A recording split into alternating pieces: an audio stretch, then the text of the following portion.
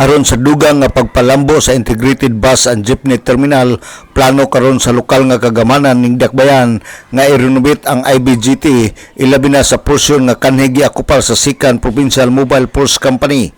Sa interview ni Konsehal Cecil Co sa sangguniang panglungsod, matod pa niya nga ang IBGT kinahanglan na siya nga i-renovate ug ang pagpanglimpyo o rearrangement sa mga stall ang kanhi nga giakupar sa Sikan PMFC kinahanglan usab nga i-repair ug aron ma-arrange ang mga stall sa maong lugar.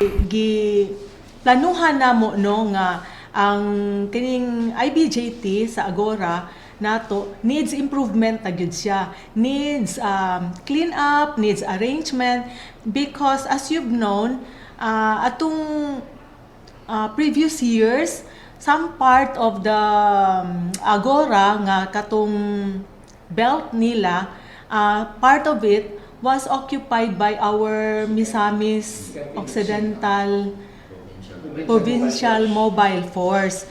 But karon, they already have a new building, they already are relocated into a new site nga fully compound. Si Konsehal Cecil Co sa sangguniang panglungsod, unahon sa pag-repair ang gikinahanglan nga reperon sa maong lugar.